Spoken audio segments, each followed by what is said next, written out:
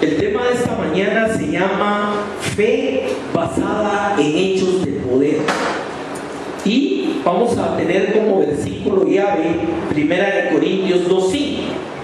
Aquí escribe el apóstol Pablo y dice: para que vuestra fe no esté fundada en sabiduría de los hombres, sino en el poder de Dios. Una de las cosas que ayudaron a la iglesia primitiva, o sea, la primera etapa cuando empezó a crecer y a desarrollarse hacia todo el mundo la iglesia, fue que eran testigos continuamente del poder de Dios. O sea, incluso en el ministerio de Jesús hubieron muchas manifestaciones de poder que la gente se convertía, y no podemos negar que la forma como Dios toca es a través de él. Dice la palabra al final del ministerio de Jesús que ellos salieron y predicaban por todas partes, y dice que el Señor confirmaba con señales y prodigios todo lo que ellos hablaban. O sea, es indiscutible que el derramamiento de los dones del Espíritu Santo a través del bautismo con el Espíritu tenía como objetivo y sigue teniendo que Dios sigue manifestándose de una forma sobrenatural para tocar a las personas. Yo siento que en este sentido la iglesia ha fallado muchas veces. Nos hemos llenado de mucha teología, nos hemos llenado de títulos y hemos descuidado las manifestaciones del poder de Dios. La palabra nos dice en Hebreos claramente que Jesucristo es el mismo ayer, hoy y por los siglos. Eso significa que yo puedo esperar el día de hoy del Señor lo mismo que cuando Él estuvo en esta tierra. Y eso se ha ido perdiendo, esa idea, ese sentido de que Jesús está vivo, como que a veces lo divorciamos de nuestra propia situación. Y es donde vemos que a veces el pueblo tiene penas, tiene problemas, tiene enfermedades, tiene situaciones, y lo último que buscan es a Dios. O simplemente la búsqueda de Dios no es más que algo religioso. Bueno, sí, hermano, hay que orar y Señor. No, realmente estamos creyendo que Jesús vive, creemos que tiene poder. Entonces, ¿cómo hacer que haga clic mi necesidad con el poder de Dios? Ese es el punto. Porque como le digo, intelectualmente, teológicamente, cada día hemos desarrollado mayores bases teológicas, bíblicas, etcétera, pero el poder de Dios es sobre lo que estaba apuntado. Pablo escribe esto por una razón. La iglesia de Corinto estaba en un lugar muy especial. Era un puerto de entrada a Grecia donde convergían 3 continentes. Habían quienes venían a través del Mediterráneo, está muy cerca atravesar en esa parte del Mediterráneo para llegar de África, venían de Egipto y de todo esto hacia Grecia. Grecia era una puerta de entrada y era un crisol de culturas, de religiones, de filosofías terribles. Los griegos eran muy dados a esto, influyeron mucho en el mundo con ello. Por otra parte, había mucha afluencia del lado de Asia también, a través de lo que era Chipre, Siria, el mismo Israel. Entonces era prácticamente un lugar donde convergían religiones, comercio, personas, idiomas de 3 continentes en una época que ese era el corazón, el centro del mundo. Porque además venía todo lo que venía del norte de Europa y del este de Europa hacia ese lugar también. Por eso había tanto florecimiento en lo que era Grecia, y Corinto en especial era un puerto muy, muy bien centrado en esa situación. Es un puerto que está como a 150 kilómetros más o menos de Atenas.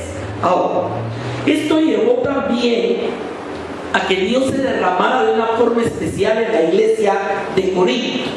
Cuando Pablo habla de los 9 dones del Espíritu, está hablando de la iglesia de Corinto. Cuando habla del poder de las lenguas y todo, le está hablando a la iglesia de Corinto.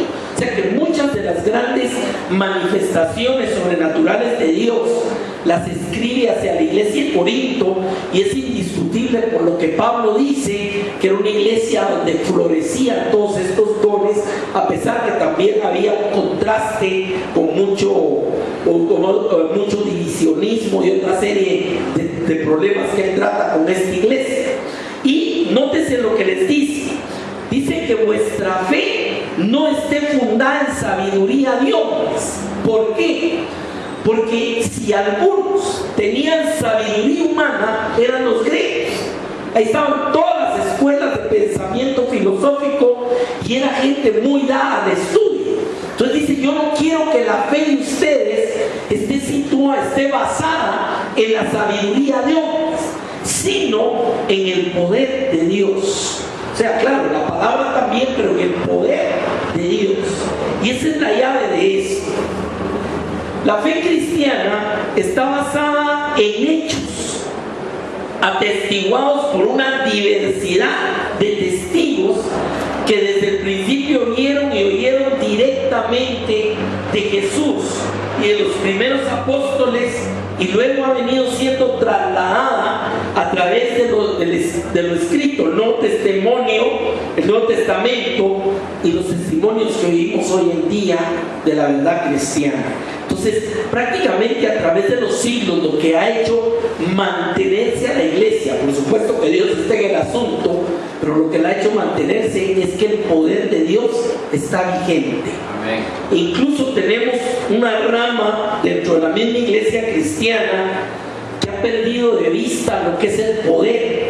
Hablan de que ya no hay dones del Espíritu, que eso se terminó, que para eso Dios lo sabe de cierta forma. Pero la verdad es que Dios sigue estando sentado en el trono y sigue teniendo control de todas las cosas. En la primera parte del mensaje vamos a ver algunas escrituras que nos hablan claramente de cómo la iglesia y la fe cristiana nace de los mismos testimonios de los discípulos y de la palabra de Dios. En Juan capítulo 20, versos 30 y 31, dice lo siguiente: hizo además Jesús muchas otras señales en presencia de sus discípulos, las cuales no están escritas en este libro. O sea, los milagros de Jesús no son solo los registrados en los evangelios. Eso es lo que está diciendo. Aquí el apóstol Juan nos dice que Jesús hizo muchas otras cosas más que no quedaron registradas. Y ahí va a ver por qué. Dice en el verso 31, pero estas, o sea, las que están escritas, se han escrito para que creáis que Jesús es el Cristo, el Hijo de Dios, y que para que creyendo en Él tengáis vida en su nombre. O sea, ¿por qué se convertía la gente? Claro, había una prédica del Evangelio, pero estaban viendo el poder de Dios derramado. Entonces, ¿qué era lo que tocaba? Por ejemplo, el día del templo de la Hermosa, en el libro de los Hechos, tenemos un paralítico en la puerta del templo que era traído todas las mañanas y lo dejaban ahí para que pidiera limosna de los que entraban al templo. Todo el mundo lo conocía, todo el mundo sabía que era cojo de nacimiento, y viene Pedro y le dice: no tengo oro ni plata, pero lo que te tengo te doy, y en el nombre de Jesús levántate. Y el hombre se para. Y eso fue notorio, dice, a todos los que estaban ahí, y muchos empezaban a convertir al ver el poder de Dios. O sea, hemos descuidado hasta cierto punto la parte poder de Dios. Entonces predicamos, pero no viene el poder, o no dejamos fluir el poder de Dios. Y a veces hay cosas tan parecidas, no decir sencillas, porque Dios no es que haya nada sencillo, pero cosas tan simples como el hablar en otras lenguas, que pueden a veces impresionar o decir: ¿qué pasó aquí? Y ese es el poder de Dios. Te está poniendo un lenguaje de oración de tu espíritu para con Dios. Entonces viene y dice: hubieron muchas cosas que hizo Jesús que no quedaron escritas, pero las que están escritas, primero, es para que creáis que Jesús es el Cristo. O sea, que Jesús es el Mesías que estaban esperando. Y segundo, es el Cristo, el Hijo de Dios, y que creyendo tengáis vida en su nombre. ¿Qué pasó el día de Pentecostés? Se derramó el Espíritu, estaban encerrados 120 discípulos nada más, y cuando empezaron a oírlos hablar en otras lenguas y el poder de Dios se manifestó y Pedro se levantó y empezó a predicar, se convirtieron 3,000 personas. O sea, y todo el mundo estaba tocado. Le preguntaban: ¿qué tenemos que hacer para la salvación? Y Pedro empieza partiendo de ahí. O sea, el poder de Dios estaba con ellos. Dice la Escritura que Pedro caminaba por la calle y la gente sacaba a los enfermos para que lo alcanzara siquiera la sombra de Pedro. Ahora, en otra porción que se llevaban paños, Pablo predicaba y los paños que tenía puestos los llevaba a la gente y los ponía en los enfermos y salían los demonios y se sanaba la gente. ¿Sí?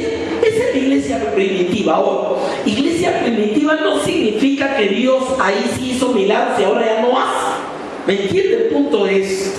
Y por eso le digo, el aspecto que nuestra fe esté basada en el poder de Dios, por supuesto con un fundamento de la palabra, debidamente doctrina sana, pero además del poder de Dios. Dice Juan también, capítulo 21, verso 25, cuando está cerrando el Evangelio Juan: hay también otras muchas cosas que hizo Jesús. O sea, eso es lo que había dicho en el capítulo 20. Pero oiga esto: las cuales, si se escribieran una por una, pienso que ni aún en el mundo cabrían los libros que se habrían de escribir. Amén. Así termina Juan su Evangelio. Ahora, amarrando estos dos pasajes, vamos a sacar la primera conclusión. En los evangelios hay muchos milagros, incluso algunos se narran en más de un evangelio, pero no es eso todo lo que hizo Jesús. Hizo mucho más que eso. Lo que dice el apóstol Juan es: no se escribió todo, y lo que se escribió es para que crean, es un testimonio, porque si se escribiera no cabrían los libros en el mundo. Hermano, yo concibo el día de Jesús, o sea, se levantaba en la mañana y cuando se acostaba en la noche. En ese día el Evangelio nos narra uno que otro día que multiplicó panes, que calmó la tormenta, que resucitó muertos, que abrió ojos de ciegos, que echó fuera demonios. Ese era el diario hacer de Jesús. ¿Me entiende el punto? Y lo que aquí está diciendo Juan es, o sea, no registramos todo. Registramos que el Gadareno, registramos que la Sirofenicia, registramos que la sanidad del Hijo el Noble, uno que otro, para que ustedes crean que Él es el Cristo, el Hijo de Dios, y que para que creyendo en su nombre sean salvos. Pero si nosotros nos hubiéramos puesto a escribir todo lo que hacía, hermano, yo me imagino que por donde pasaba Jesús iba derramando milagros. ¿Me entiende el punto? Y el aspecto es este. Ese es el mismo Jesús que tenemos hoy. ¿Por qué la gente, hoy hace 8 predicaba un mensaje de eso? ¿Por qué la gente después de la Semana Santa vuelve triste a su vida vieja, aún sabiendo todo lo que pasó en Israel? Porque los discípulos de Maús sabían todo. Le empezaron a contar a Jesús de Jesús Nazareno, que hizo, que volvió. O sea, eran testigos de todo, sabían todo, pero iban de regreso a su casa tristes. ¿Por qué? Porque nosotros pensábamos que Él era, pero ahora lo mataron. Y hasta nos dijeron que resucitó, pero ni la resurrección les hizo cosquillas el testimonio, hasta que ellos tuvieron un contacto con el Cristo resucitado. Y eso, a esa misma hora de la noche, regresaron 11 kilómetros para ir a testificar que habían visto al Cristo resucitado. Hermano, la iglesia de hoy necesita, no voy a decir del Cristo resucitado, porque Él resucitó y está vivo. Lo que necesita es predicar del poder de Dios, predicar del Cristo vivo. Mire, es una de las cosas en mi vida más impactantes, fue la tumba del muerto en Jerusalén. Hay un rótulo en la entrada que dice: Él no está aquí, Él vive. Amén. Y hermano, una energía, pero que te va a revolucionar el corazón de una vez si logramos que creer verdaderamente en ese poder de Dios. Amén. Empiezo con esto entonces. El objeto de lo que fue escrito es para nuestro testimonio. Amén. Es para que creamos en Él. Y es solo una pequeña porción de las cosas que Él hizo en 3 años y medio del ministerio, porque ni siquiera fueron muchos años. Recuerden que el objetivo principal era ir a la cruz para nuestra redención. Amén. Bueno, Lucas, vamos con Lucas capítulo 1, verso 1.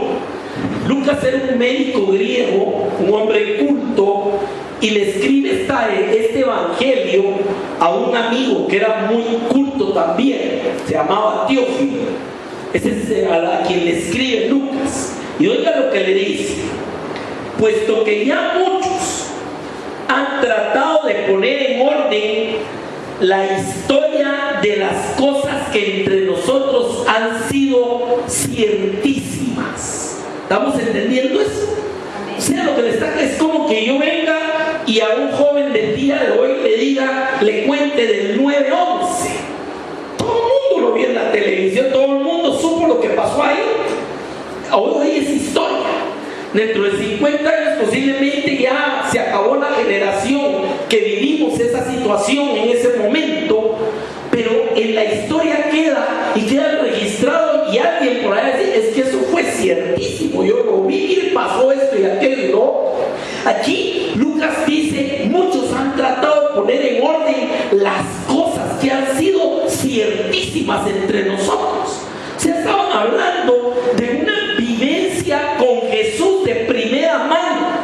No dice la escritura, no sé si Lucas conoció personalmente a Jesús, no creo, porque el mismo Pablo no lo conoció directamente, pero el punto es que se estaba viviendo en un ambiente posterior e inmediato a todos los hechos de la venida de Jesús. Mucha gente era testiga de esto, y oiga lo que dice con esto: muchos han tratado de poner en orden la historia de las cosas que entre nosotros han sido ciertísimas, tal como nos lo enseñaron. Oiga, ¿quién se los enseñó? Los que desde el principio lo vieron con sus ojos y fueron ministros de la palabra. ¿Sí? Imagínense. O sea, esta gente no venía: mire, es que a mí me contaron. No, mire, yo estuve con Pedro, yo estuve con Juan, con Jacob. Estas personas son las que me instruyeron, las que me compartieron, porque ellos vivieron con Él. Lo vieron morir en la cruz, lo vieron resucitado. Uno de ellos metió sus manos en las llagas de la mano de los clavos y en su costado. ¿Entiende el punto de esto, hermano? Por eso el apóstol Pablo decía: yo no quiero que su fe esté fundada en sabiduría de hombres. Y hermano, aquí le voy a decir algo. En estas épocas ponen muchas cosas de Jesús, pero muchas son negativas. No sé si daban cuenta ustedes, como tratando de decir que hay un evangelio perdido, que allá tenía esposa y un montón de cosas. Ahora, mire, yo parto de un principio simple. ¿Quién es el más interesado en que la palabra nos haya llegado como Él quiere? ¿Quién es? Es Dios. ¿Y usted quiere que a Dios le van a meter gol? Ah, es que este libro lo quitaron porque decía que era esposo de María Magdalena. ¿Usted cree? Dios va a decir: bueno, ese libro sí ni lo vi. Así, hermano, mire, es ridículo.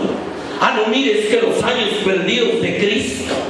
Hermano, lo que usted tiene en la mano ha venido a sus manos porque Dios le plació llevar la palabra a nuestra vida. Amén. Que aquello que salió por allá y que sí es Carbono 14, es de la misma época y el mismo tipo de escritura y que es de la región, ¿y qué? Muchos pudieron haber escrito lo que quisieran sentados en el escritorio donde estaba Pablo, y no por eso es la palabra de Dios. ¿Me entiende el punto de eso? Entonces, pensar en que hay un evangelio perdido, en que las epístolas que no fueron aceptadas, la verdad que le cercenaron, perdónenme, a Dios no le van a jugar la vuelta. Imagínense una conversación mira, y lo están poniendo, ay sí, pues no podemos hacer nada ahí. ¿Será así, hermano? Mire, si algún libro ha sido perseguido, atacado, destruido, tergiversado, ¿cuál es?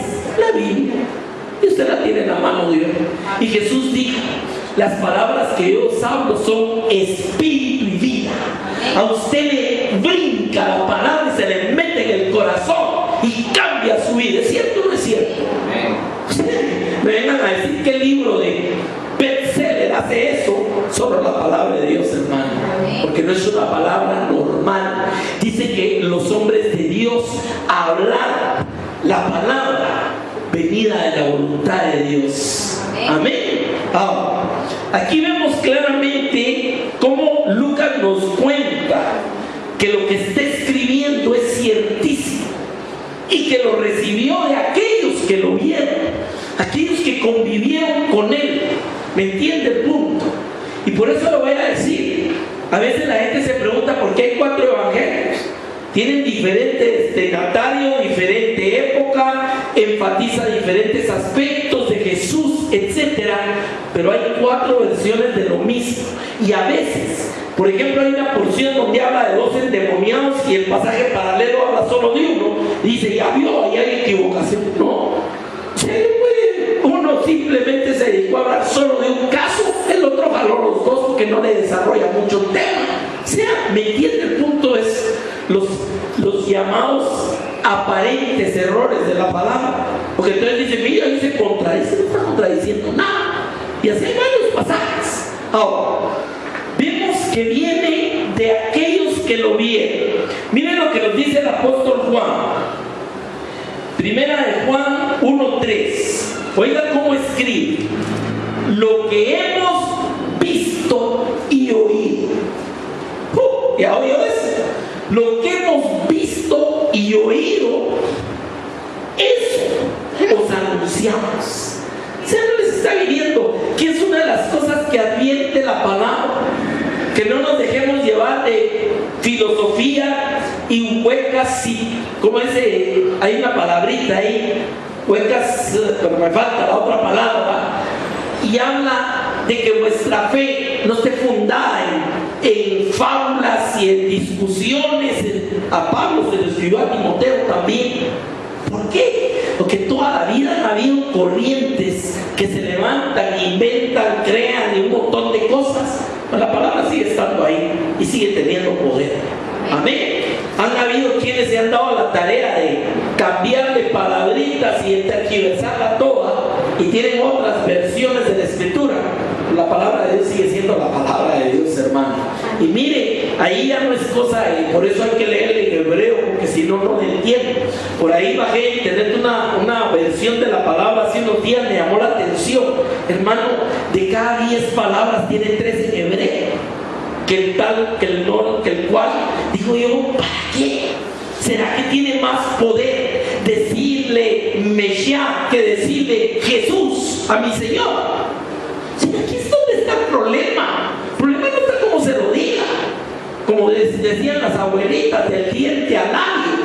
Jesús mismo dijo, ¿para qué me decís Señor, Señor, si no haces lo que yo les digo? ¿De qué sirve adornarlo de 1000 idiomas y las palabras en el original, en arameo, en hebreo, si al final el corazón no está haciendo caso de lo que el Señor dice? ¿Me entiende el punto de esto, mi amado? Para razones de estudio es otra cosa, porque a veces tiempos verbales, muchas cosas hay que entenderlas para hacer una buena exégesis, pero no estoy hablando de eso. Lo que hemos visto y oído, eso os anunciamos. ¿Para qué? Para que también vosotros tengáis comunión con nosotros, y nuestra comunión verdaderamente es con el Padre y con su Hijo Jesucristo. O sea, el objetivo de aquellas cosas que nos han llegado en la palabra son para que creamos que Jesús es el Cristo, el Hijo de Dios, y que para que creyendo en Él tengamos salvación. Ha llegado a nosotros con el objetivo también de que tengamos comunión entre nosotros, y nuestra verdadera comunión, dice, es con el Padre y con su Hijo Jesucristo. O sea, ese era el objetivo de esto, hermano. Y sigue siendo el objetivo de hoy. ¿Qué ha hecho el hombre? Crear corrientes doctrinales por aquí y por allá, que si viene en la tribulación, media tribulación, antes de la tribulación, el arrebatamiento parcial, montones de cosas. Ahora, hermano, lo que yo crea de cuándo es el arrebatamiento no va a cambiar. Lo que el Padre en su voluntad dejó establecer, el arrebatamiento va a ser cuando Él dijo, punto. Que no, que mire que ya se cumplió, que ya en el año tal. Así empiezan todas. Miren las torciduras doctrinales de muchas sectas han empezado porque le ponen fecha a la venida de Cristo. Y cuando no vino el día que dijeron, se sacan otra de la manga, que solo ellos se dieron cuenta que vino, pero que vino espiritualmente. Y empiezan a inventar que los únicos salvos van a ser lo que menciona en el libro de Apocalipsis, están en la presencia de Dios. Cuando se pasó ese número, es que unos van a estar ahí arriba y otros aquí abajo. ¿Entienden lo que quiero decir? Todos no. Lo que pasa es que Jesús vino allá a Palestina y fundó la iglesia allá, pero después se vino a América y fundó otra iglesia aquí, y alguien se encontró los libros de eso y unos lentes especiales para leerlo. Y eso es lo que la gente cree, mi amado. ¿Me entiende? El punto es, otros saben todas las cosas que pasaron, pero no les hace cosquillas la fe cristiana. Siguen viviendo igual de paganos que siempre. Lo único que tienen es idolatría. Entonces le digo, todo ese tipo de situaciones, mi amado, aquí está claro. O sea, queremos que vuestra fe esté fundada ¿en qué? En un Dios de poder, en el poder de Dios, en los hechos que acontecieron. La mejor fuente extrabíblica, porque todo lo que tenemos de Jesús, etcétera, está en la palabra. Pero hay un escritor, un historiador de la época, que se llamaba José, un hombre que no era cristiano ni nada, y dentro de toda la narrativa de su historia toca a ese carpintero nazareno. ¿Me entiende el punto de eso? Y todo está lleno. Dígame qué persona, qué líder humano, qué líder religioso partió la historia en dos, antes de Cristo y después de Cristo. ¿Me entiende el punto de eso? Sigamos bien. Primera de Corintios capítulo 15, verso 5. Aquí está escribiendo Pablo, y oiga lo que dice. Aquí Jesús ya había muerto y resucitado. Dice, apareció a Cephas, o sea a Pedro, y después a los 12. O sea, lo vieron. Después, oiga esto, Primera de Corintios 15, 6. Apareció a más de 500 hermanos a la vez. ¿Cuántos dice la escritura, hermano? ¿Será? Es que mire, esos 10 se juntaron e inventaron. Aquí está hablando de 500 personas. Pues inventarse algo que 500 digan que es cierto, que lo vieron. 500 personas lo vieron a la vez, de los cuales muchos viven aún. Imagínense cómo escribe Pablo. Mire, usted quiere saber de que Cristo resucitó.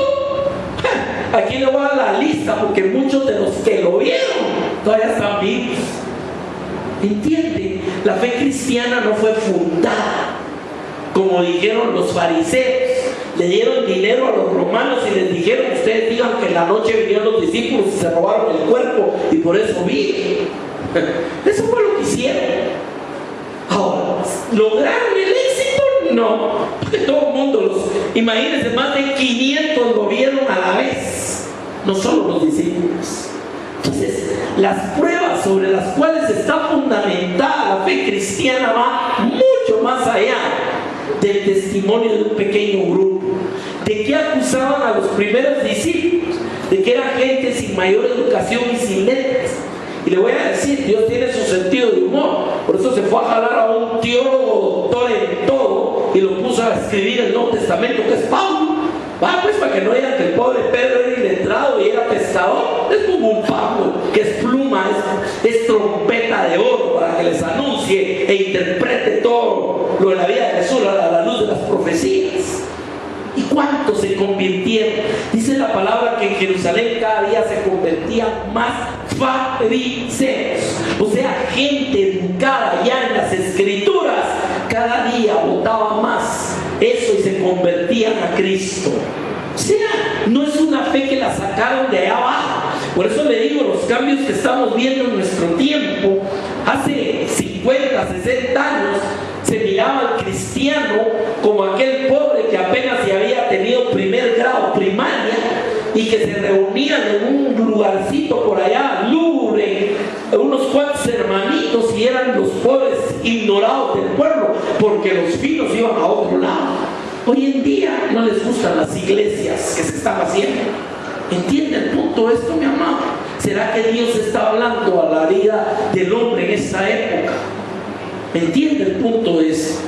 O sea, mientras grandes estructuras arquitectónicas en Europa las están convirtiendo en museos y las están volviendo lugares para hacer conciertos de música clásica, las que eran iglesias de toda la vida y tienen 1000 años de estar ahí, mientras usted sigue viendo que en un templo humilde, en una casita donde usted quiera, cuando está Cristo y hay milagros, hermano. ¿Entiende ese punto?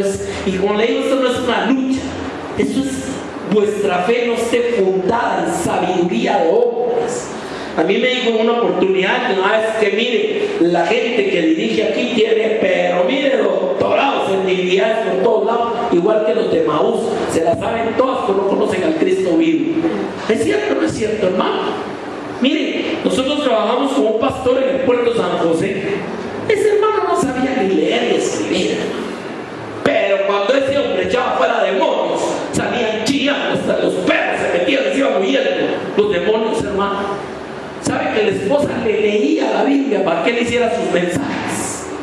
Ahora, el poder de Dios no depende de la sabiduría de los hombres.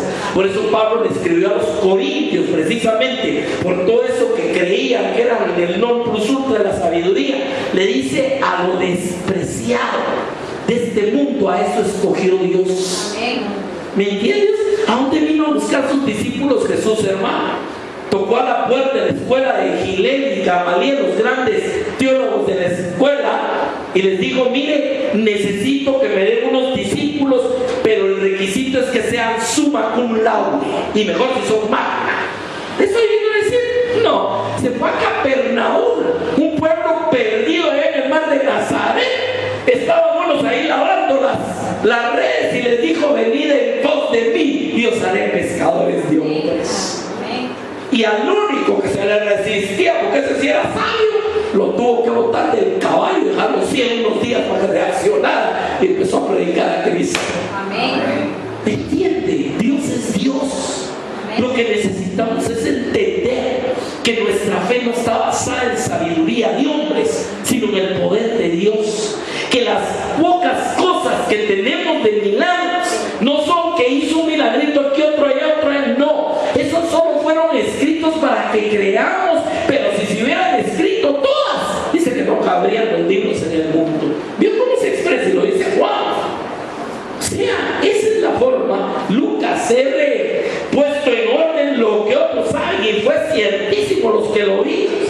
El mismo apóstol Juan: lo que hemos visto y oído os anunciamos para que vosotros tengáis comunión también.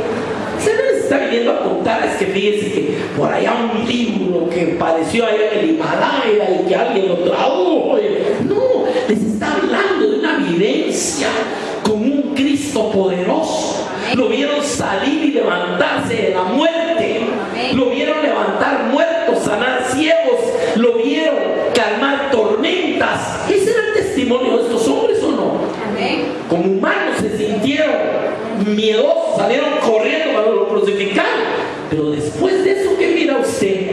Mire, a los 40 días que Jesús resucitó para la fiesta de Pentecostés, usted lo que ve es un Pedro levantándose y disparándose un tremendo mensaje de Dios. Y cuando los llevaban y los somataban: cállense, dejen de estar hablando en nombre de ese Señor. Se paraba y les decía: Pedro, juzguen ustedes si nos es correcto obedecernos a ustedes o obedecer a Dios y seguir predicando. Y salían a seguir predicando. Los están golpeando y sacando predicándole a todo el mundo. Y en los mismos fariseos, lea el libro de los Hechos, dicen que decían, pero ¿y estos de dónde sacaron esa sabiduría? Eran pescadores, era gente iletrada, pero reconocían, dice que habían estado con Jesús. Mire qué maravilloso esto, hermano. Mire, leemos la Biblia como leen la prensa a veces. Ahí están todos esos detalles. Ahí está todo lo que les estoy mencionando. Detallitos. ¿Cuáles eran las discusiones? Se levantó Gamaliel, un hombre sabio, y les dijo, mire, déjenlos, porque si esto no es de Dios, él solo se va a acabar. Pero si es de Dios, podemos ser hallados oponiéndonos. Miren, el mismo hombre entendió que esto no era así. ¿Por qué? Porque habían reconocido que el poder y la sabiduría que había en Jesús no la podían resistir con toda la teología que tenían. Amén. Y ahora viene una primera generación de discípulos predicando con poder. ¿Y por qué la gente les sorprendía? ¿Por qué la gente venía y seguía? Porque habían reconocido que Jesús no predicaba como los otros, sino estaba el poder de Dios manifiesto. Miren, ese es el punto de esto. Se apareció a Cefas, después a los 12, después se apareció a más de 500 hermanos a la vez, de los cuales muchos viven aún, otros ya duermen. Y oiga, aquí venimos con un punto muy importante. Después apareció a Jacobo, después a todos los apóstoles, o sea que lo vieron. Y de último, dice Pablo, como un abortivo, como aquel que ya llegó tarde, me apareció a mí. ¿Sabe que a Pablo ya no fue el Jesús de carne y hueso que vieron Juan, Jacobo y todos ellos?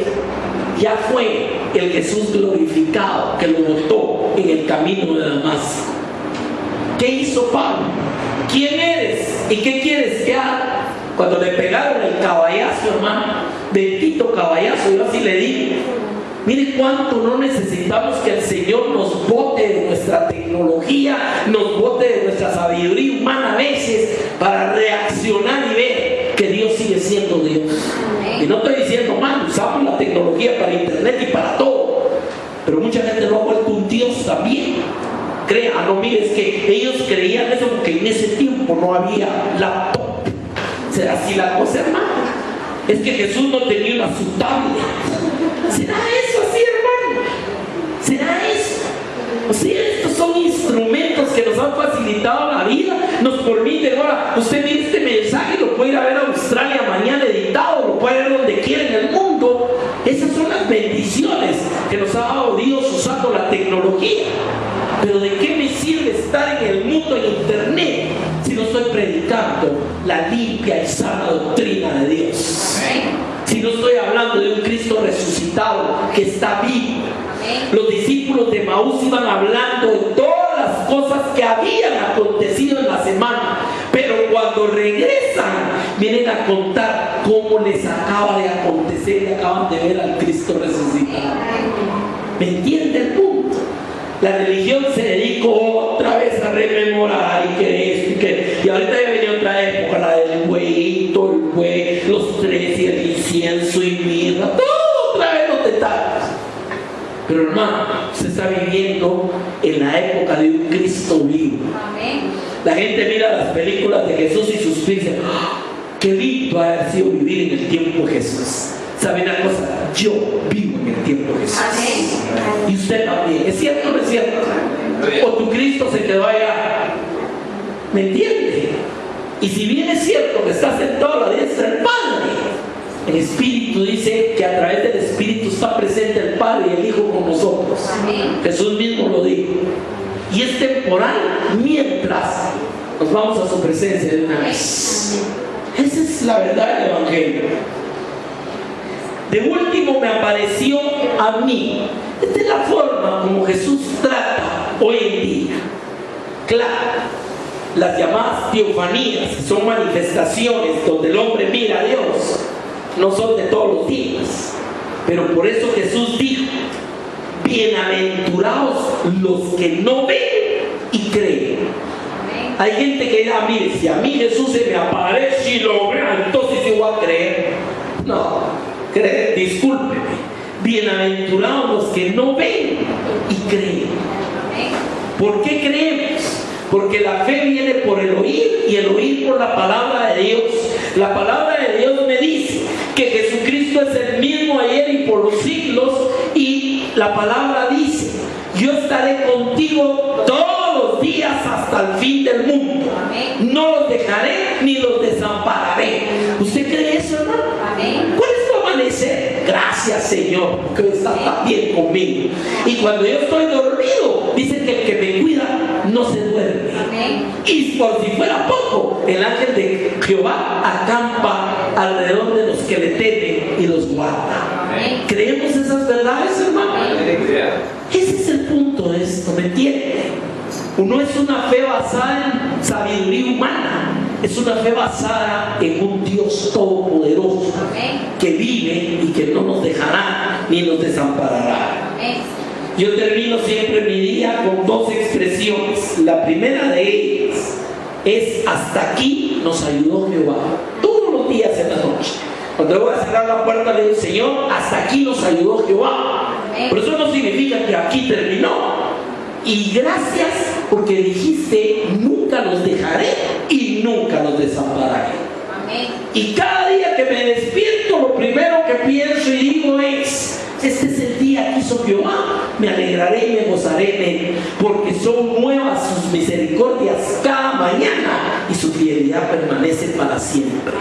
Y mi oración de la mañana es el Salmo 103. Alma mía, bendice a Jehová, esté lloviendo, haya frío, tenga que trabajar, levantarme madrugada, no importa. Bendice, alma mía, y no olvides ninguno de sus beneficios. Porque somos muy fáciles de olvidar, hermano. A la gente rápido empieza a quejarse y que está lloviendo, que aburrido, que todo lo que tengo que hacer, y se le va el tornillo de que Dios está ahí y que su misericordia permanece para siempre. Mire, esta semana me tocó ir a trabajar a San Marcos, y cuando fue el miércoles nos fuimos a las 6 de la mañana de Shela para San Marcos. Y allá tenía que levantarme temprano. Si día tengo que trabajar temprano también. Yo no amanezco refunfuñado. Y había un frío, le cuento, porque cayó un aguacero el martes en la noche, pero parecía invierno en la costa, hermano. Pero le digo que si llueve es bendición, si no llueve es bendición, si hay calorcito nos pusieron calefacción natural. La cosa es aprender a convivir con un corazón de agradecimiento por la misericordia de Dios. Y miren, los hermanitos por allá, la gente con que trabajo son menos especiales, ahí hacen sus comidas a veces especiales, pero la recibo igual con acción de gracias. Como decía Pablo, sé tener y sé no tener. Cada cosa es el corazón que tengamos de agradecimiento con Dios. ¿Me entienden el punto? No es que la gente vive amargada por muchas situaciones y circunstancias. Me apareció un abortivo a mí, dice Pablo, o sea que fue de los últimos en el momento que vieron a él. Ahora, déjeme decirle a dónde llega el impacto de eso. Se mete Pablo en un barco y les dice: señores, no vayamos, venía una tormenta, no vayamos, va a haber pérdida. Viene el centurión romano que estaba a cargo de esto, usted en los capítulos finales del libro de los Hechos, y le dice al capitán: ¿usted qué piensa? Lo que él, no, sí podemos navegar. Le hacen caso al capitán y se hacen a la mano. 3 semanas de tormenta, perdieron todo ánimo y esperanza de vivir. No miraron si era luna o estrellas o si era el sol de la tormenta, y habían perdido todo.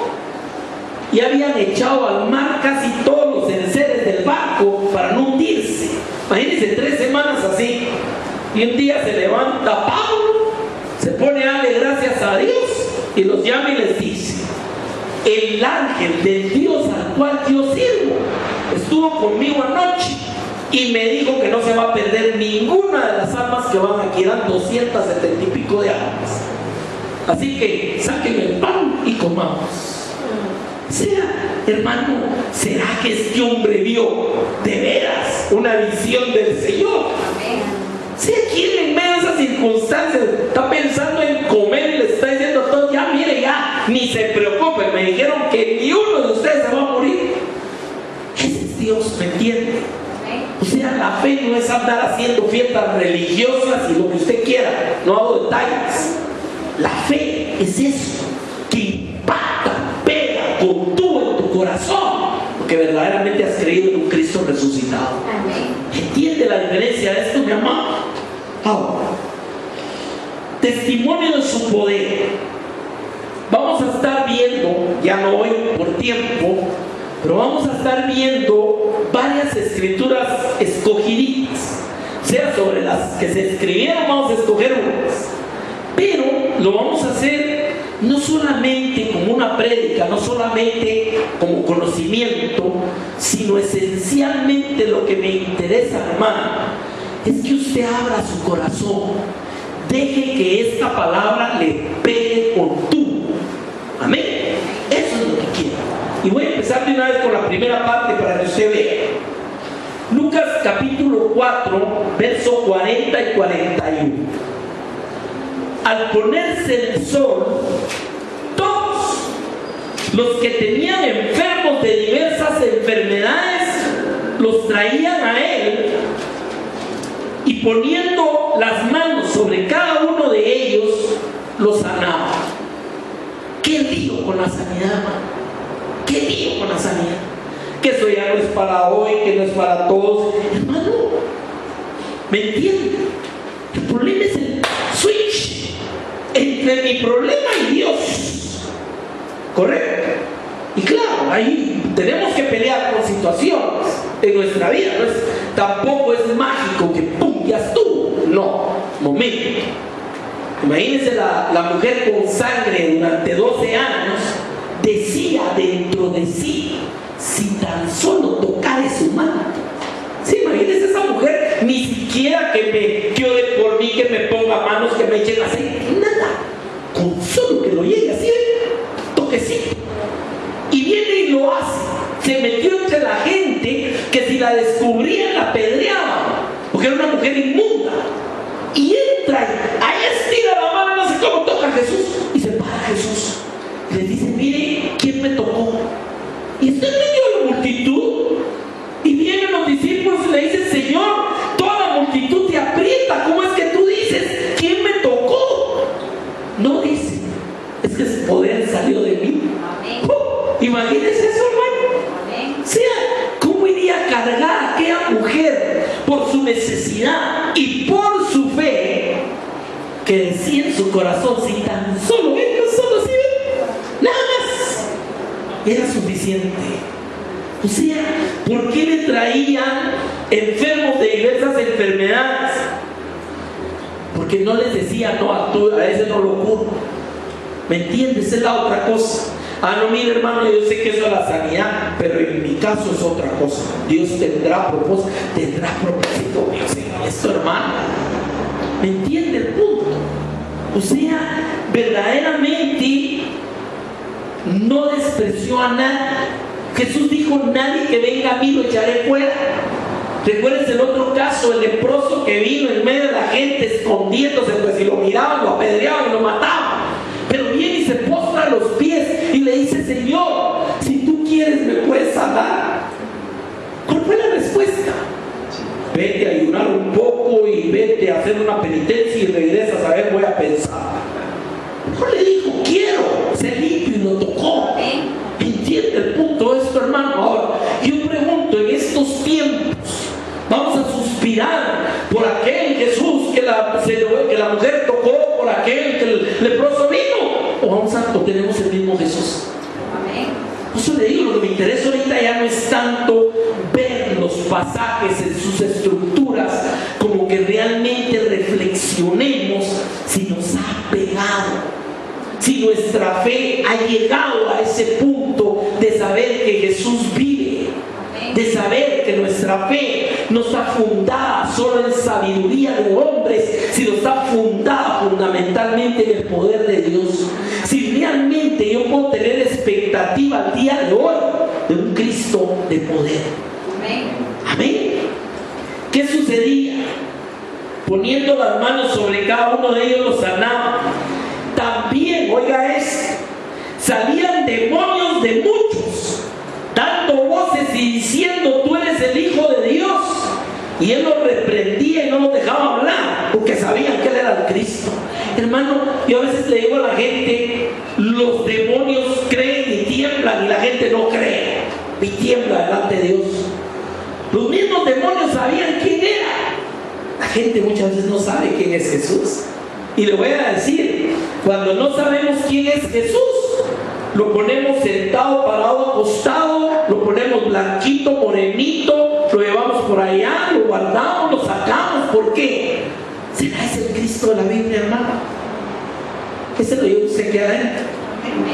¿Quién es el Cristo? ¿Qué es lo que cantabas? Él sana a los enfermos, echa fuera a los demonios, calma la tempestad. ¿Será que creemos en ese Jesús? Porque el propósito que lo hayan escrito, ¿para qué fue? Para que nosotros creamos. ¿Y quiénes lo escribieron? Los que lo vieron, lo tocaron, dan fe de esto. Y a través del tiempo, cuando se predica, Él es el que confirma con señales y prodigios. Entiende lo que es la diferencia del evangelio de poder con cualquier otra cosa. O sea, desde el principio de su ministerio, muchos venían a Él. Nos contaban en Capernaum algo muy interesante. Capernaum era una ciudad en la ribera de Genezaret, una ciudad pequeña, una aldea de pescadores. Hoy en día serán unas 4 manzanas cuadradas, las ruinas de Capernaum. Pero ahí venían miles de personas y nosotros preguntamos: mire, ¿por qué? ¿Cómo es que la palabra dice que venían miles?